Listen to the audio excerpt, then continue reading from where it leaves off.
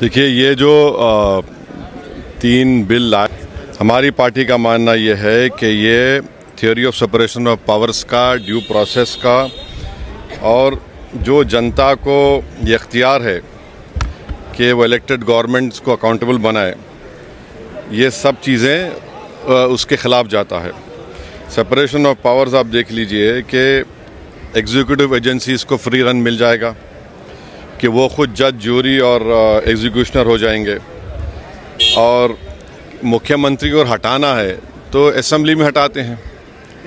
अब आप मेरे को ये बताइए कि BNSS में इतने ऐसे सेक्शंस हैं कि किसी को भी आप एक सेक्शन लगा दीजिए 5 साल के ऊपर का, तो लाजमी है वो 30 दिन के अंदर, 30 अंदर BNS में ये है कि 90 डेज तक पुलिस कस्टडी ले सकती है।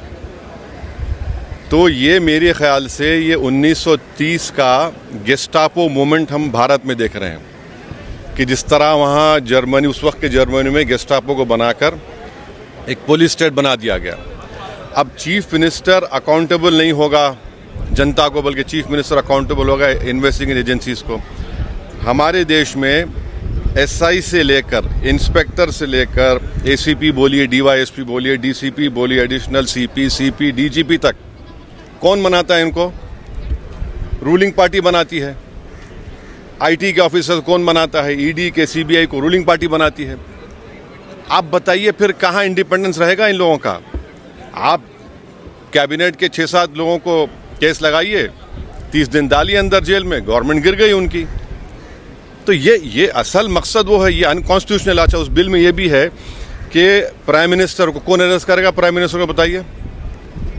और प्राइम मिनिस्टर, ये उसमें उस बिल में कह रहे हैं, प्राइम मिनिस्टर के बिल में कह रहे हैं कि प्रेसिडेंट करेगा। अरे भाई, संविधान में हमने लिख दिया कि the president will act on the aid and advice of the council of ministers. ये उसका कॉन्ट्रडिक्शन। दूसरा, गवर्नर को आप इख्तियार दे रहे हैं, गवर्नर आप अपॉइंट करते हैं। तो ऑल इन ऑल ये हमारी डेमोक्रेसी के लिए, ड्यू प्रोसेस के लिए, बल्कि भारत को एक पुलिस स्टेट बनाने का काम बीजेपी सरकार करना चाहती है इन तीनों बिलों के जरिए, जिसकी हम पुरजोर इसकी मुखालिफत करेंगे।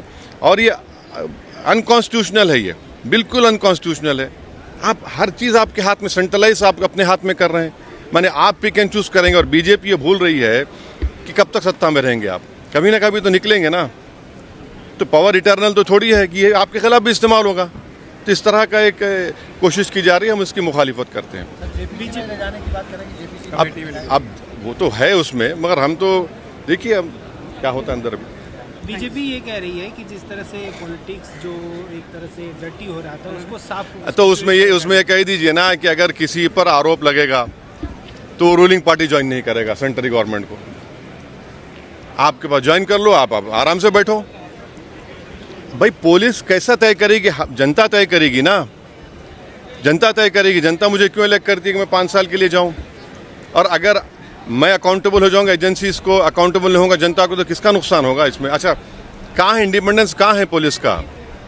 एक सेक्शन लगा दीजिए, सेडेशन नहीं है, मगर एक सेक्शन है BNSS में 30 दिन छोड़िए, 30 महीने में बिल नहीं होगी। ये चीज चक्कर है, गवर्नमेंट गिर जाएगी, कई गवर्नमेंट गिर जाएंगे। तो जितने अपोजिशन पार्टीज के जो चीफ मिनिस्टर्स हैं, जो उनके पार्टीज हैं, उनको तो इसका पुरजोर मुखालिफत करना चाहिए, वरना तो फिर बारी बारी सब जने जाएंगे अंदर। सर, जन सुनवाई के दौरान दिल्ली की मुख्यमंत्री रेखा, हाँ, मैं इसका कंडेम करता हूँ। चलिए।